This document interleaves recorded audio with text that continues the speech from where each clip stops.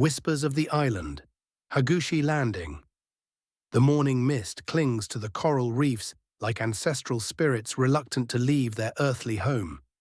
April 1st, 1945, and the waters off Hagushi Beach shimmer with an otherworldly calm that belies what approaches from the horizon. The sun rises slowly over Okinawa, painting the limestone cliffs in shades of gold and amber, while somewhere beyond the curve of the earth, the largest amphibious assault force in Pacific War history churns steadily toward this ancient island kingdom. For centuries, these same waters have welcomed fishing boats returning with their catch, their weathered hulls cutting gentle wakes through seas that know the rhythm of seasons, of typhoons, of peace. The Ryukyu Kingdom once sent tribute ships along these very routes to distant China, their holds filled with treasures and diplomatic promises. But this morning brings something unprecedented, something that will forever alter the relationship between this island and the wider world. In the pre-dawn darkness, Okinawan civilians in the coastal villages have heard the distant rumble. Not thunder, something else, something that makes the wooden shutters vibrate against their frames and sends the island's native birds into restless flight. The elders among them remember stories of the Mongol invasions, tales passed down through generations of how foreign fleets once darkened these horizons. But those are old stories, whispered around hearth fires. This is different. This is immediate. The first landing craft breached the morning horizon like geometric shadows against the sunrise. LSTs and LSMs, their flat bows designed for one purpose, to carry men and machines from ship to shore across hostile waters. Aboard these vessels, American servicemen peer through the half-light at an island most have never heard of, let alone imagined they would die for. The intelligence briefings spoke of 60 miles of mountainous terrain, of ancient castles and sacred groves, of a civilian population caught between worlds. Lieutenant Colonel James Mitchell of the 96th Infantry Division stands at the bow of his transport, studying the approaching coastline through field glasses. The beaches appear almost welcoming, gentle slopes of coral sand backed by low dunes and scattered pine groves. No obvious fortifications, no muzzle flashes or artillery bursts. After the hell of Saipan and the carnage of Iwo Jima, this seems almost peaceful. Too peaceful. Mitchell lowers his glasses and checks his watch. Our hour approaches, and with it, the moment when 24 months of planning will meet the reality of Japanese defensive strategy. What Mitchell cannot see from his position offshore are the eyes watching from the hills above Hagushi. Okinawan farmers and shopkeepers, teachers and fishermen pressed into service as auxiliary observers for the Japanese 32nd Army. They crouch in hastily dug observation posts, their hands trembling as they count the approaching vessels. 100, 200, more than the eye can easily track. The sea itself seems to have transformed into a moving carpet of steel and purpose. Among these reluctant observers is Takeshi Nakamura, a schoolteacher from Naha who 3 months ago was instructing children in calligraphy and mathematics. Now he clutches a pair of borrowed binoculars and tries to estimate the strength of the approaching force for officers who speak to him in a language that shares his written characters but sounds foreign on his tongue. Nakamura's students are scattered, some evacuated to the northern mountains, others hiding in the ancient tomb caves that dot the island's landscape like stone memories of ancestors who never imagined their resting places would become bomb shelters. The landing craft form into their approach waves with mechanical precision. This is the culmination of Operation Iceberg, though the men in the boats know it simply as the next beach, the next objective, the next step toward an end they can glimpse but not yet grasp. Admiral Richmond Kelly Turner's amphibious forces have rehearsed this moment through countless exercises, but rehearsals cannot capture the weight of history, the sense that this particular morning will echo through decades not yet lived. As the first wave approaches the reef line, the silence becomes almost oppressive. Veterans of previous Pacific landings exchange glances that speak volumes. Where is the artillery? Where are the machine gun nests that should be stitching deadly patterns across the water? The absence of resistance feels more ominous than the fiercest bombardment. It suggests planning, patience, a trap whose dimensions remain hidden beneath the island's serene facade. The coral reefs off Hagushi present their own challenges. forcing the landing craft to navigate carefully between submerged obstacles that have guarded this coastline since before human memory. Local fishermen know every channel, every hidden outcrop, but that knowledge serves the defenders now, not the approaching Americans. The coxswains throttle back their engines, reading the water with skills learned in training exercises off distant American beaches that bear no resemblance to these ancient coral formations. Staff Sergeant Robert Chen of the 7th Infantry Division crouches in the cramped confines of his LCVP, checking and rechecking his equipment with the methodical precision of a man who understands that preparation is the only hedge against chaos. His squad consists of farm boys from Iowa, factory workers from Detroit, college students whose educations were interrupted by Pearl Harbor. They represent the industrial might and democratic resolve of a nation that 18 months ago was still learning the harsh lessons of amphibious warfare. Now they are the sharp edge of the most sophisticated military machine in human history. The beaches grow larger in their vision, revealing details invisible from the transport ships. Scattered buildings, mostly traditional Okinawan architecture with red tile roofs and walls designed to withstand typhoons rather than artillery. Small boats pulled up beyond the high tide line. Gardens and cultivated fields that speak of a peaceful agricultural society suddenly thrust into the path of global conflict. This is not the barren volcanic rock of Iwo Jima or the jungle hell of Guadalcanal. This is someone's home. In the hills behind the landing zones, Japanese observers make their own calculations. Colonel Hiromichi Yahara, senior staff officer of the 32nd Army, watches through his own field glasses and allows himself a thin smile. Let them come. Let them establish their beachhead and bring ashore their tanks, their artillery, their mountains of supplies. The real battle will not be fought on these beaches. It will be fought in the ridges and ravines of southern Okinawa, where every cave has been prepared, every approach zeroed in, every yard of ground transformed into a killing field that will extract a price in American blood that even their industrial democracy may find too steep to pay. The first boats ground against the coral sand with a grinding sound that seems to announce the arrival of the modern world, in a place where time has moved differently for centuries. Ramps drop with metallic clangs, and American servicemen splash into the shallows of Hagushi Beach, their weapons held high, their senses alert for the first crack of sniper fire or the whistle of incoming mortars. Instead, they find silence, the kind of profound quiet that makes men whisper without knowing why. Private First Class. David Kim steps onto Okinawan soil and feels the soft sand shift beneath his combat boots. The air smells of salt and flowers, cherry blossoms perhaps, or the native flora he cannot identify. It is Easter Sunday, though few of the men remember this detail amid the adrenaline and uncertainty of the landing. The irony of resurrection and potential death occupying the same calendar date will not be lost on the chaplains who will later tend to the wounded and write letters to families who will never see their sons again. The beachhead expands with surprising ease. Engineers begin clearing obstacles that exist more in their planning documents than in reality. Communication teams establish radio nets that crackle with reports of successful landings, minimal resistance, objectives secured ahead of schedule. It feels too easy, and experienced non-commissioned officers know that easy landings often presage difficult campaigns. The Japanese have learned from their earlier defeats. They no longer waste men in futile banzai charges against superior firepower. They have evolved, adapted, and somewhere in the ridges ahead, they wait with the patience of spiders in carefully constructed webs. As the morning progresses, the beach transforms from pristine coastline to military staging area. Supplies pile up in designated zones. Medical stations appear with the efficiency born of bitter experience.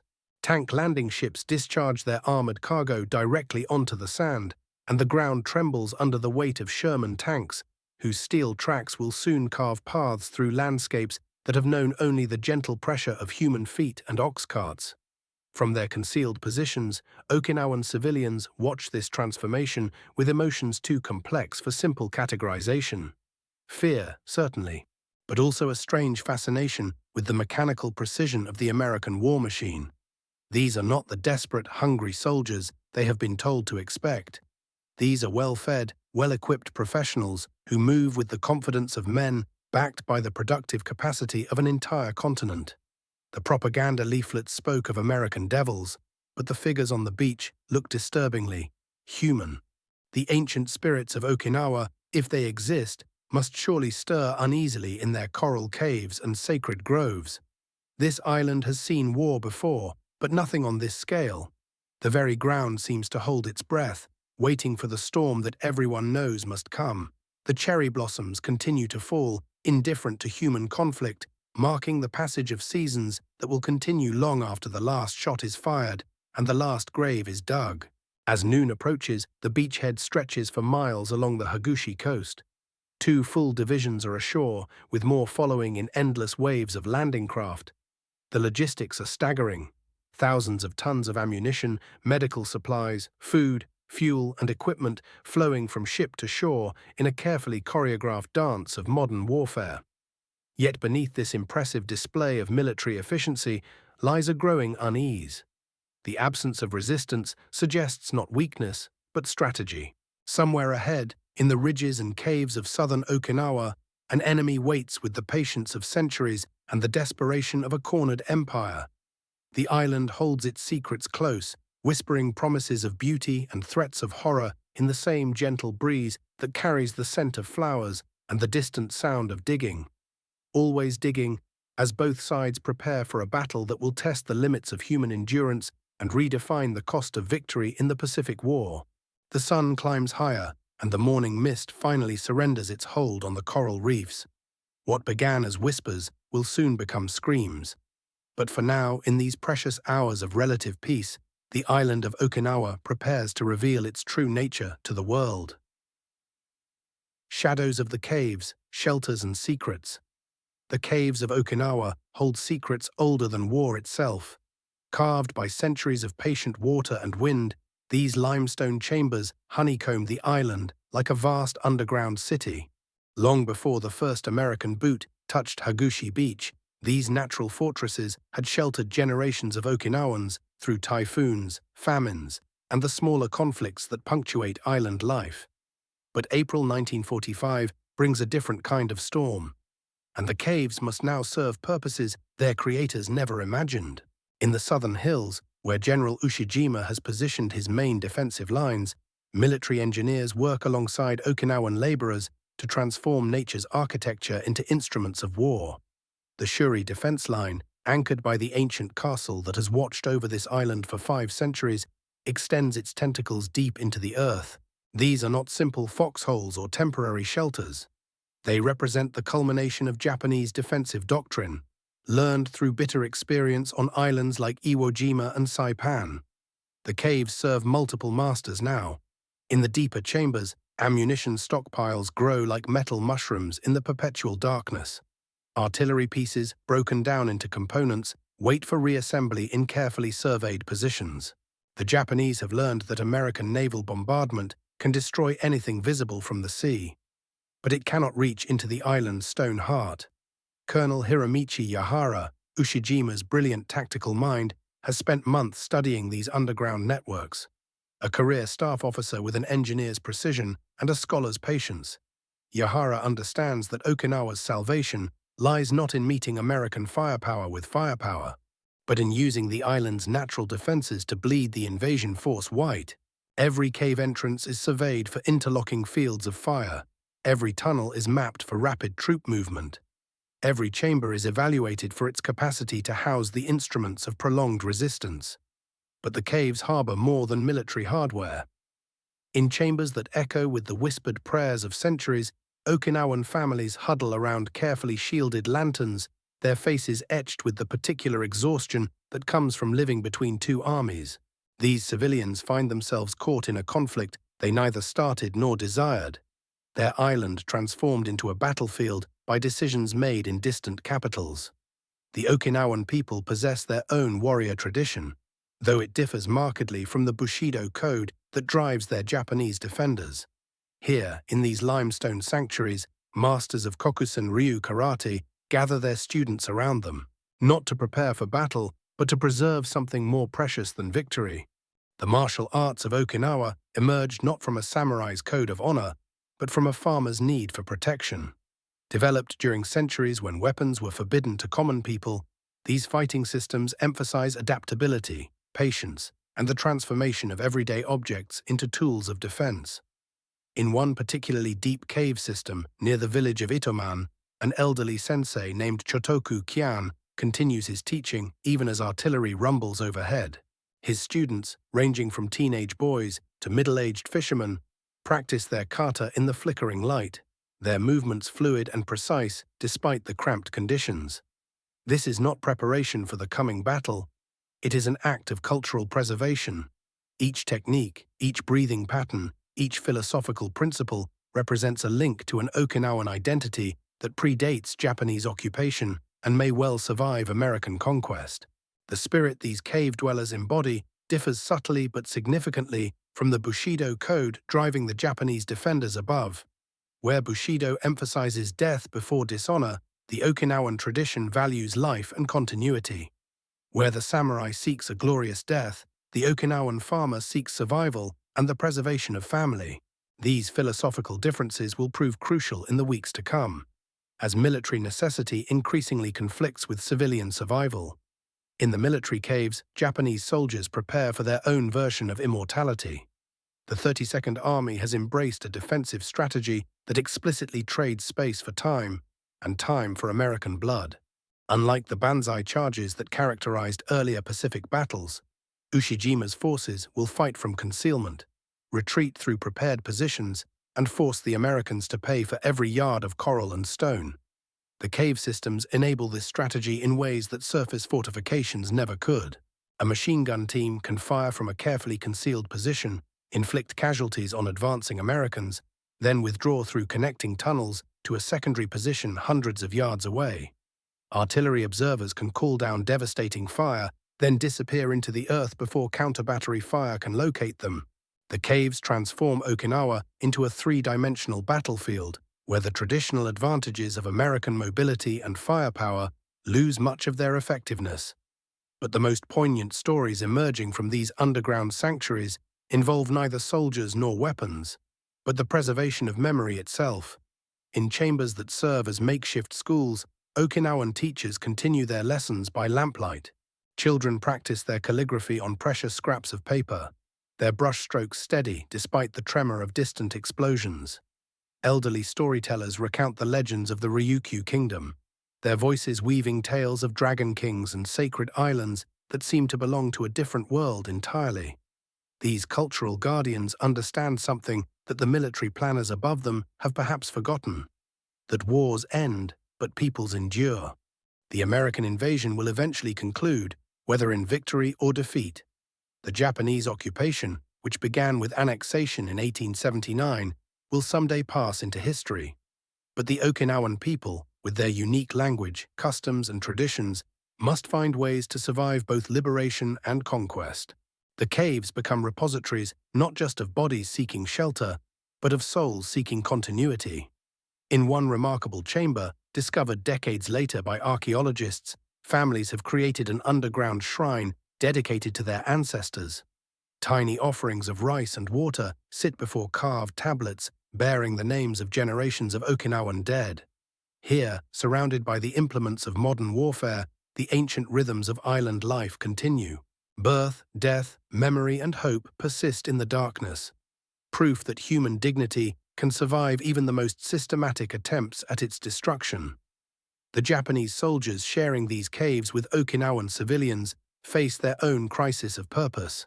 Many are veterans of campaigns in China or Southeast Asia, accustomed to fighting foreign enemies on foreign soil. But Okinawa, despite its distinct culture, has been Japanese territory for nearly 70 years. These defenders fight not just for strategic advantage or imperial honor, but for what they have been taught to consider their homeland. The psychological weight of this responsibility shows in their preparations. Letters home, written by candlelight in the deeper caves, speak not of glorious victory, but of duty fulfilled and honor preserved. These soldiers understand that they are likely writing their own epitaphs, but they also believe they are purchasing time for the Japanese mainland to prepare its defenses. Every day the Americans spend conquering Okinawa is another day for Japan to train new pilots, build new weapons, and steel itself for the final invasion. The caves also serve as hospitals, though the term hardly captures the desperate conditions that prevail in these underground chambers. Japanese medical personnel, working with minimal supplies and no hope of evacuation, treat wounds by lamplight while American artillery searches for their positions above. The wounded lie on stretchers carved from bamboo, their groans mixing with the constant drip of water from limestone ceilings. Here, the abstractions of military strategy become concrete in blood and pain, and the quiet courage of medics who know their patients have little chance of survival. As the sun reaches its zenith on this deceptively peaceful April morning, the caves of Okinawa pulse with hidden activity. Weapons are cleaned and positioned. Prayers are whispered in multiple languages. Children practice their lessons while soldiers practice their dying. The underground city prepares for a siege that will test every assumption about warfare, courage, and the price of victory in the modern age. The limestone chambers that once sheltered typhoon refugees now harbor a different kind of storm. One measured not in wind speed and rainfall, but in human endurance and the capacity for both cruelty and compassion. In these caves, the true battle for Okinawa has already begun. Not as a clash of armies, but as a struggle for the preservation of identity, dignity, and hope in the face of overwhelming destruction. The island's stone heart beats with the pulse of 100,000 souls, each seeking shelter not just from the coming storm, but from the terrible knowledge that their world is about to change forever. Echoes in the fields, Kakazu Ridge. By dawn on April 9th, that world had indeed begun its violent transformation. The morning mist that rose from Kakazu Ridge carried with it something that had never existed on Okinawa before. The acrid smell of cordite and burning metal, the metallic taste of modern warfare settling like dust over terraced fields that had known only the gentle rhythm of planting and harvest for 1,000 years. The ridge itself stood like a sleeping dragon across the southern approach to Shuri, its limestone spine rising perhaps 200 feet above the surrounding countryside. From a distance, it appeared unremarkable, just another of Okinawa's countless coral formations covered in the same lush vegetation that made the island seem so paradoxically peaceful. But Lieutenant Colonel Byron King, studying the terrain through his field glasses, understood immediately why his superiors had marked this particular piece of ground with red ink on their tactical maps. "It's not just a ridge," he would write to his wife 3 days later, his hands still trembling slightly as he formed the letters. "It's a fortress that nature spent millennia building, and the Japanese have spent months perfecting." The approach to Kakazu Ridge led through what the locals called the Golden Fields, terraced rice paddies that cascaded down the hillsides in perfect geometric precision.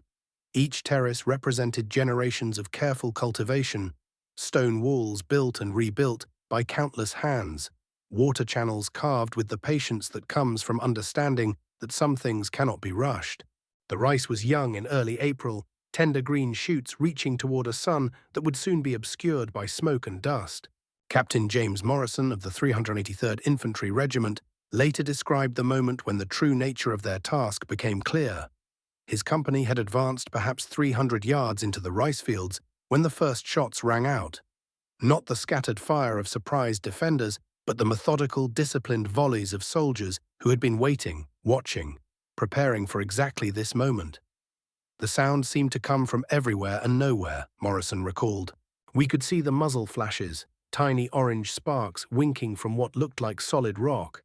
But when we returned fire, the bullets simply disappeared into the ridge as if the mountain itself was swallowing them.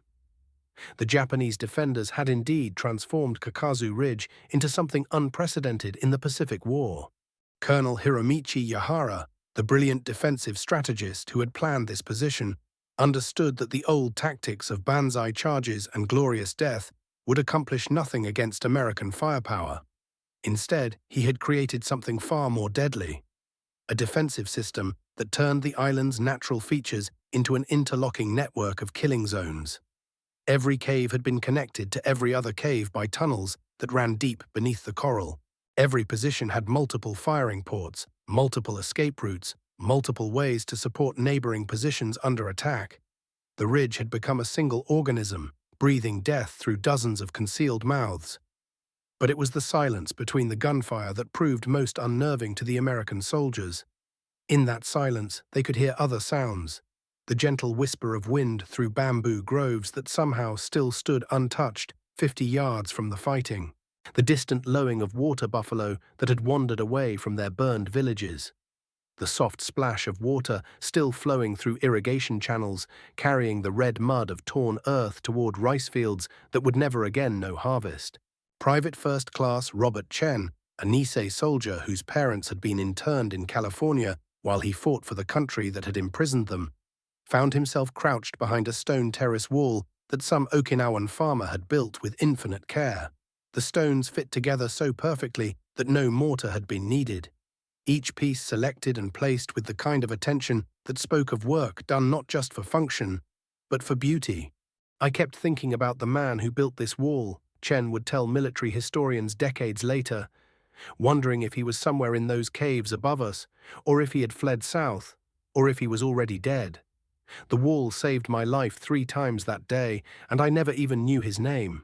The fighting for Kakazu Ridge stretched across 6 days that seemed to exist outside of normal time.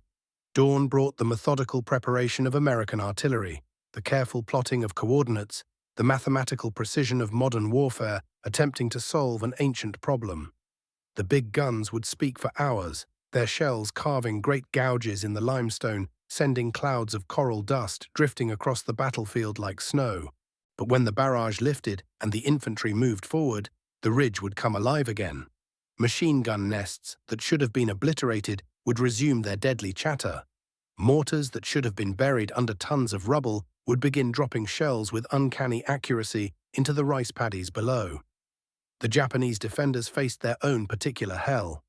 Sealed in their caves, they breathed air thick with dust and cordite. They rationed water by the mouthful and counted ammunition by the round.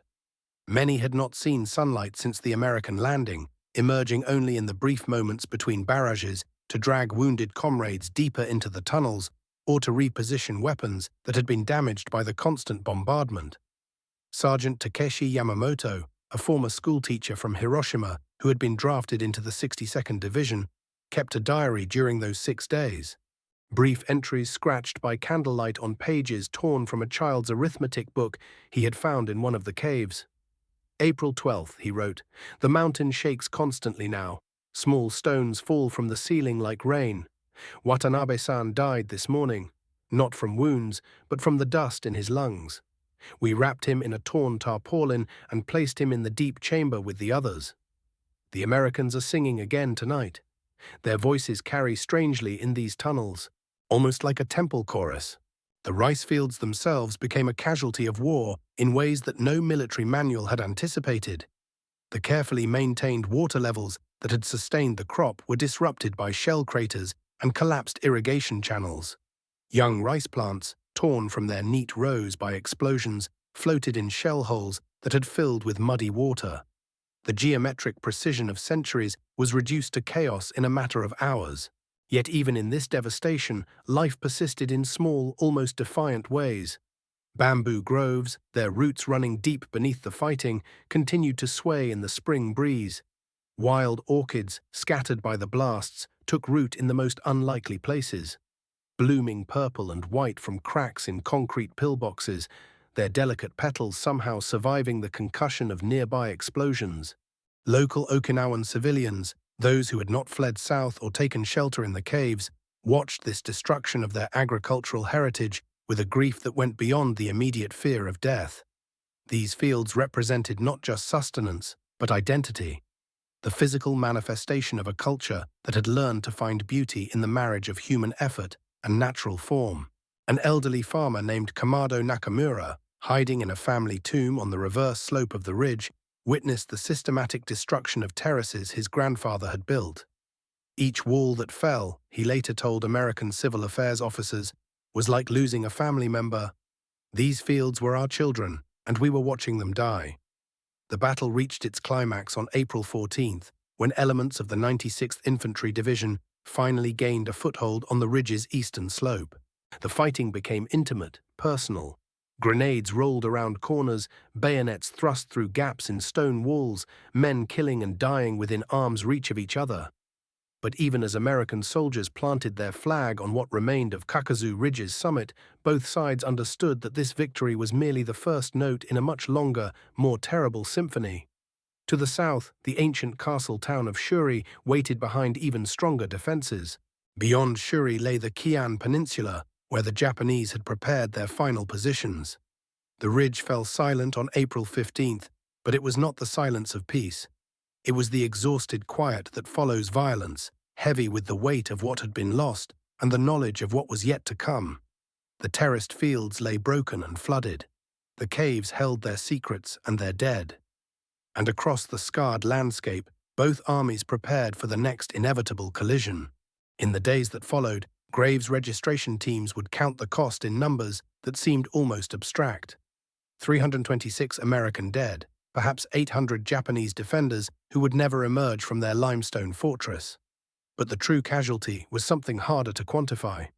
The violent interruption of a way of life that had persisted unchanged for centuries. The transformation of a landscape from nurture to destruction in the span of less than a week. The echoes of Kakazu Ridge would linger long after the guns fell silent, reverberating through the caves and across the broken fields, a reminder that some victories exact a price that extends far beyond the immediate participants in the battle itself. The fall of Shuri, a castle's lament. The ridge fell silent, but the war moved inexorably southward, carrying with it the accumulated weight of 3 weeks of grinding combat. The American advance had been methodical, costly, and relentless. Each yard purchased with blood and steel, each position seized only after the defenders had extracted their full measure of sacrifice from the attackers.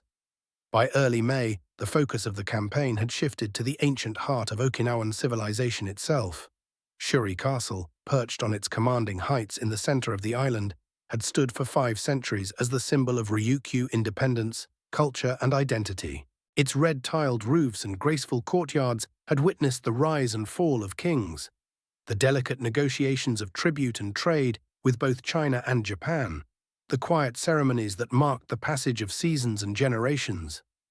Now it stood directly in the path of the American advance, and at the center of the most formidable defensive position the Japanese had yet constructed on the island. General Ushijima had chosen his ground with the eye of a master tactician. The Shuri line stretched across the narrow waste of southern Okinawa like a steel barrier, anchored by the castle itself and extending through a maze of ridges, draws, and fortified positions that had been months in the making. Every approach had been surveyed, measured, and prepared for destruction. Every cave had been stocked with ammunition and supplies. Every field of fire had been carefully calculated to create interlocking zones of death. The Japanese defenders understood the symbolic importance of their position as clearly as they grasped its tactical value. To hold Shuri was to hold the soul of Okinawa itself. To lose it would be to surrender not merely ground, but the very identity of the island they had sworn to defend. For the Okinawan civilians who remained in the area, the approaching battle carried a different but equally profound significance. Many had already fled southward, driven from their homes by the advancing front lines. But others remained, unable or unwilling to abandon the places that held their deepest connections to family, ancestors, and tradition. Among them was Miyagi Kikuko, an elderly woman who had served in the castle during her youth, tending the gardens and maintaining the delicate balance of plants and pathways that had made Shuri a jewel of architectural harmony. She had watched the Japanese military engineers arrive months earlier, seen them transform the sacred spaces into military positions, witnessed the installation of guns and ammunition in chambers that had once echoed with poetry and music. Now, as the sound of artillery grew closer each day, she found herself torn between the practical necessity of flight and the spiritual impossibility of abandoning the place that represented everything she understood about what it meant to be Okinawan. The American assault on the Shuri line began on May 11th with a bombardment that surpassed anything yet seen in the Pacific campaign. For 3 days, naval gunfire and artillery pounded the ancient fortifications, sending clouds of dust and debris skyward from positions that had taken centuries to build and months to fortify. From her hiding place in a cave system below the castle grounds, Miyagi could feel each impact as a physical blow. The trembling of the earth beneath her feet, the cascade of dust from the cave ceiling, the muffled roar that seemed to go on without pause or mercy. But it was not the physical destruction that wounded her most deeply. It was the knowledge that each explosion was erasing another piece of the world she had known, another fragment of the delicate beauty that had made Shuri more than merely a military position. The gardens where she had learned to tend the sacred lilies, the courtyards where generations of students had practiced calligraphy and music, the halls where diplomats had negotiated the complex relationships that had allowed the Ryukyu kingdom to maintain its independence for so many centuries. All of it was being systematically destroyed by forces that had no understanding of what they were obliterating. The assault itself, when it came, followed the pattern that had been established at Kakazu Ridge and a dozen other positions across the island. American infantry advanced behind rolling barrages, supported by tanks and flamethrowers, moving methodically from position to position. Japanese defenders fought from prepared positions until they were overrun, then fell back to secondary lines, extracting maximum cost for every yard surrendered. But at Shuri, the fighting took on an intensity that reflected the symbolic importance of the prize. The Japanese 32nd Army had concentrated its finest units in the defense of the line. The Americans had committed their most experienced regiments to its capture. Both sides understood that this was more than a tactical engagement. It was a contest for the heart of the campaign itself. For 5 days, the battle raged through the outer defenses of the castle complex. American forces seized Hill 60, lost it, and seized it again. They fought their way through the ruins of Shuri town, moving from building to building in a deadly game of urban warfare that left entire city blocks as smoking rubble. They advanced up the approaches to the castle itself, only to be driven back by defensive fire from positions they could not see and could barely reach. The Japanese defense was masterful in its execution, but it could not ultimately overcome the mathematics of attrition. American forces had virtually unlimited access to ammunition, reinforcements, and supplies. Japanese defenders were fighting with what they had cached in their positions, knowing that every round fired brought them closer to the moment when they would have to rely on bayonets and determination alone. On May 21st, as monsoon rains began to turn the battlefield into a quagmire of mud and blood, General Ushijima made the decision that he had been avoiding for weeks. The Shuri line could no longer be held. The 32nd Army would conduct a fighting withdrawal to the southern tip of the island, abandoning the castle and the positions they had defended so skillfully, but preserving what remained of their combat effectiveness for a final stand. The withdrawal was executed with the same professional competence that had characterized the entire Japanese defense. Under cover of darkness and rain, the surviving defenders slipped away from their positions, leaving behind only small rear guards to maintain the illusion of continued resistance. By dawn on May 22nd, the castle that had been the center of Okinawan civilization for 5 centuries was effectively undefended. American forces entered the ruins cautiously, expecting the same fierce resistance they had encountered at every other position. Instead, they found empty gun emplacements, abandoned equipment, and the smoldering remains of what had once been one of the most beautiful architectural complexes in the Pacific. Miyagi emerged from her cave shelter on the morning of May 23rd to find a landscape transformed beyond recognition. The castle she had known was gone, not merely damaged or scarred, but erased so completely that she struggled to orient herself among the rubble and shell craters that marked where buildings had stood just days before. The gardens where she had learned her craft were buried under tons of debris. The lily ponds that had reflected the changing seasons for centuries were filled with mud and shrapnel. The carefully maintained pathways that had guided visitors through landscapes of calculated beauty were invisible beneath the detritus of modern warfare. But as she picked her way through the ruins, searching for some fragment of the world she had lost, she discovered something that stopped her in her tracks. Growing through a crack in what had been the foundation of the main hall, a single Okinawan lily had somehow survived the bombardment. Its white petals were dusty and its stem was bent. But it was alive, a small miracle of persistence in a landscape of destruction. She knelt beside the flower, tears mixing with the rain that continued to fall across the ruined castle grounds. In that moment, she understood something that would sustain her through the difficult years ahead. The buildings could be destroyed, the gardens could be buried, the physical manifestations of Okinawan culture could be erased by the machinery of war. but the deeper essence of what they represented could not be so easily eliminated. The lily would bloom again, the gardens could be replanted, the traditions that had been passed down through generations would find new expression in new forms. The destruction was real and the loss was profound. But it was not final. As American soldiers moved through the ruins, documenting the capture of their objective and beginning the process of consolidation, they had no way of understanding what they were walking through. To them, Shuri Castle was a military position that had been successfully seized, a tactical objective that brought them one step closer to the end of a difficult campaign. But for the Okinawan people who had called this place home, the fall of Shuri marked the end of one chapter in a much longer story. And perhaps, if they could find the strength to nurture it, the beginning of another. Windswept shores, memory and renewal. The coastal cliffs of southern Okinawa rise like ancient sentinels from waters that have witnessed countless seasons of change. Here, where limestone faces meet the endless Pacific, the wind carries stories that span centuries. Stories that even the thunder of artillery could not entirely silence. In the village of Itomen, before the great storm of war swept across the island, women had gathered each morning at these very cliffs to tend their gardens and mend their nets. They were the keepers of traditions that stretched back through generations.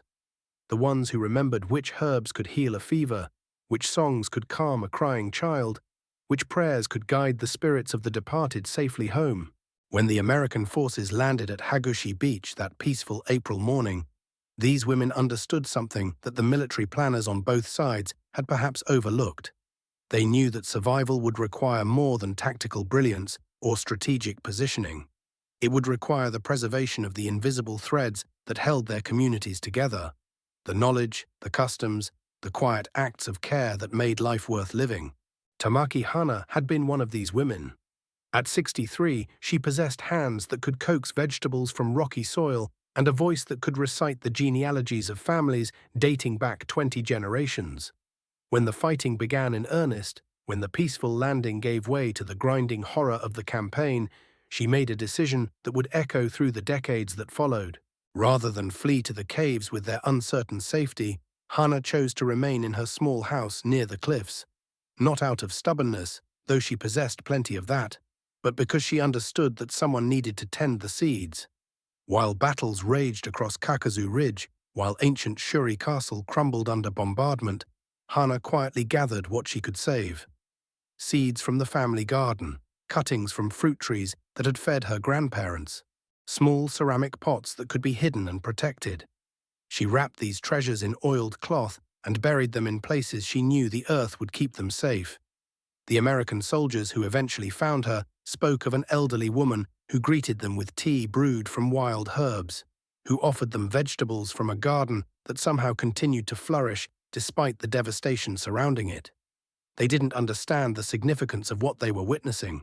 They saw kindness, certainly, but they couldn't grasp that they were looking at an act of profound resistance. Not resistance against the American forces themselves, but against the idea that war could completely erase what generations had built. That violence could permanently silence the songs mothers sang to their children. That destruction could forever scatter the accumulated wisdom of centuries. From her position near the cliffs, Hana could see the abandoned village of Mabuni in the distance. Once it had been home to 300 souls, fishermen and farmers, craftsmen and storytellers. Now its empty houses stood like broken teeth against the sky, their walls pocked with shrapnel, their gardens choked with weeds. But Hana knew something that casual observers might miss. Even in abandonment, even in apparent death, the village retained its essential character. The well that had been dug by the first settlers still held sweet water. The stone foundations laid down by master craftsmen remained solid and true. The fruit trees, though untended, continued to bloom each spring. The ocean itself seemed to understand this persistence of life beneath apparent destruction. Each tide brought new gifts to the shore. Driftwood that could be shaped into tools, seaweed that could nourish both soil and body, shells that could be ground into the lime needed for construction. The rhythm of waves against limestone continued unchanged, a heartbeat that had sustained this island long before humans arrived and would continue long after they departed. Standing at the edge of these cliffs, watching the endless dance of water and stone, Hana began to envision what renewal might look like, not the simple restoration of what had been lost. That was impossible now. Too much had changed, too much had been broken beyond repair. Instead, she imagined something new growing from the intersection of old wisdom and new realities. The American soldiers she encountered weren't conquerors in the traditional sense. Many were young men far from their own homes, carrying their own burdens of loss and longing. When she shared her vegetables with them, when she showed them which plants could soothe their stomach troubles, she was building bridges across a chasm that military strategists had assumed was unbridgeable. Other women throughout Okinawa were making similar choices. In caves and hidden valleys, in the ruins of villages and the shadows of destroyed castles, they preserved what could be preserved and adapted what needed to be changed. They taught their children the old stories, but they also helped them learn the new languages they would need to navigate a transformed world. These women understood that memory itself was a form of resistance, and also a foundation for renewal. By remembering who they had been, they could choose who they wanted to become. By honoring their ancestors, they could better serve their descendants. The wind that swept across these coastal cliffs carried their whispered prayers and quiet songs out over the Pacific, where it mingled with the salt spray and the cries of seabirds. It was a wind that spoke of endurance, of the capacity to bend without breaking, to yield without surrendering. As the campaign ground toward its bloody conclusion, as the last Japanese positions were overrun and the final surrenders negotiated, Hana continued her patient work. She watered her hidden seedlings with water carried from the ancient well. She sang the old songs under her breath as she worked. She prepared for a future she might not live to see, but was determined to help create. The cliffs themselves seemed to approve of her efforts. Limestone that had been carved by countless storms showed her how persistence could shape even the hardest stone. Caves that had sheltered life through typhoons and earthquakes demonstrated the power of patient endurance. The endless conversation between wind and water and rock offered lessons in the art of graceful adaptation. When peace finally came to Okinawa, when the guns fell silent and the rebuilding began, Hana's small acts of preservation would prove their worth. The seeds she had saved would grow into gardens that fed hungry families. The knowledge she had protected would guide the reconstruction of communities. The bridges she had built through simple acts of kindness would help heal wounds that might otherwise have festered for generations. But all of that lay in the future, still hidden like seeds in dark earth.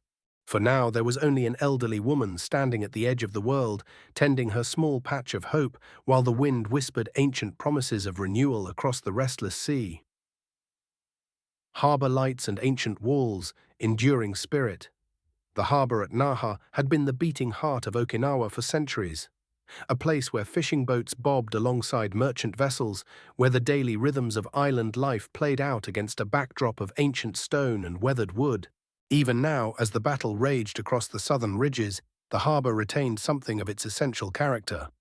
The waters still reflected the same sky that had watched over countless generations of Okinawan sailors and traders.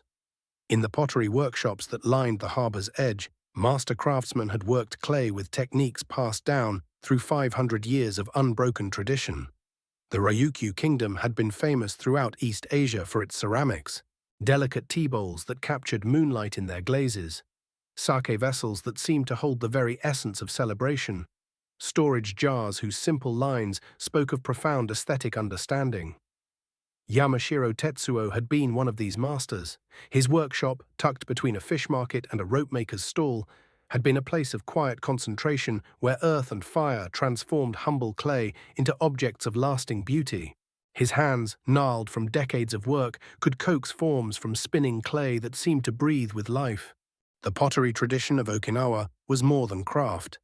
It was philosophy made tangible. Each piece began with local clay, rich red earth mixed with coral sand from the beaches. The potters understood that this combination gave their work its distinctive character, the clay providing strength and plasticity, the coral adding a subtle texture that caught light in unexpected ways. Tetsuo had learned from his grandfather that pottery was about patience above all else. The clay had to be wedged and kneaded until every air bubble was expelled, every particle aligned. Then came the throwing, that ancient dance between human intention and material possibility. The wheel turned at just the right speed, not too fast, which would tear the clay, not too slow, which would leave it lifeless and heavy. But the real magic happened in the kilns. These massive stone chambers, built into hillsides overlooking the harbor, could hold hundreds of pieces at once. The firing process took days, a careful orchestration of temperature and atmosphere that required constant attention. The potters took turns through the long nights, feeding wood into the fireboxes, reading the flames like ancient texts. During the reduction phase, when oxygen was deliberately restricted, the glazes would transform in ways that could never be fully predicted. Iron-rich clays might flash to brilliant oranges and deep browns. Copper glazes could shift from green to red to purple, depending on the precise chemistry of flame and smoke. Each opening of a kiln was like unwrapping gifts, familiar forms revealed in colors that surprised even master craftsmen. The harbor workshops had been connected by networks of stone walls that were themselves works of art. Okinawan stone masons had developed techniques for building without mortar, fitting coral limestone blocks together with such precision that the walls could flex with earthquakes yet stand for centuries. These walls created intimate courtyards where pottery could dry slowly in filtered sunlight, protected from sudden rains and harsh winds.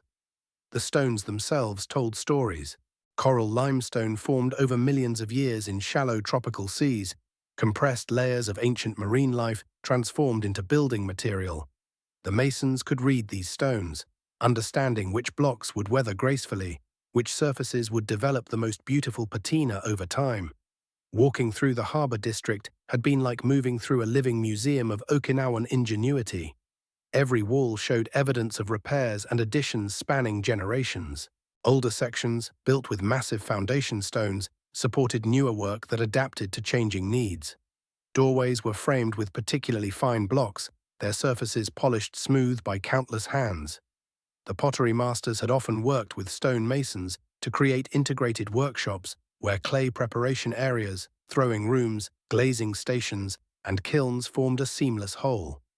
Water channels carved into stone floors carried away waste clay and washing water. Stone shelves, built into walls, provided perfect environments for slow drying. Even the placement of windows was calculated. Northern exposures for consistent light, southern openings that could be shuttered against typhoons. In the final weeks before the American landing, many potters had made difficult decisions about their work. Tetsuo had buried his finest pieces in carefully sealed containers, wrapped in silk and placed in locations he hoped would survive the coming destruction. His glazing recipes, written in careful calligraphy on rice paper, were hidden in stone caches along with tools that had been shaped by generations of hands. But he had also made one last firing, a kiln load of simple bowls and cups, intended not for preservation, but for use. These pieces, glazed in the subtle earth tones that were his signature, were gifts to neighbors who would need vessels for whatever came after. In times of uncertainty, he believed, people needed objects that connected them to continuity, to the knowledge that human hands could still create beauty from humble materials. The harbor's stone walls would endure, as they had endured previous storms and conflicts. The pottery tradition would survive in the hands and memories of those who carried it forward. And somewhere in the future, when peace returned to these waters, new workshops would rise among the ancient stones. New potters would learn to read flame and clay, continuing conversations between earth and fire that had been temporarily interrupted but never truly broken. The harbor lights reflected off dark water, each ripple carrying forward the accumulated wisdom of centuries. Drazuma Ocean's Embrace, a lullaby of peace. The harbor lights reflected off dark water, each ripple carrying forward the accumulated wisdom of centuries. And in that gentle movement, the ocean began to reclaim its ancient role as keeper of memories and guardian of peace. The waves that had once carried invasion fleets now carried only moonlight and the soft whispers of renewal. Salt spray that had mixed with smoke and tears now carried the fragrance of night-blooming jasmine from gardens slowly returning to life. The same currents that had witnessed such profound human drama now flowed with the eternal rhythm that had shaped these islands for millennia before conflict arrived and would continue long after its scars had healed. beneath the great banyan tree near Shuri's ruins, where roots had grown deep enough to survive even the most devastating storms, the ancient wisdom of Okinawa gathered itself like morning mist. The tree's massive canopy, scarred but unbroken, stretched protective arms over soil that remembered the footsteps of kings and farmers, soldiers and storytellers, potters and poets who had all contributed their threads to the island's enduring tapestry. In the gentle darkness, the voices of generations seemed to whisper through rustling leaves, speaking of resilience that flows deeper than any single moment of destruction, of cultural streams that find their way around every obstacle, of the patient work of rebuilding that begins even before the last echoes of conflict fade away. The ocean's embrace grew softer now, waves lapping against shores where children would someday play again, where fishing boats would return to their peaceful work, where the ancient conversation between land and sea would resume its timeless cadence. The water held within its depths not just the memory of what had been lost, but the promise of what would grow again, stronger for having been tested, more precious for having been nearly lost.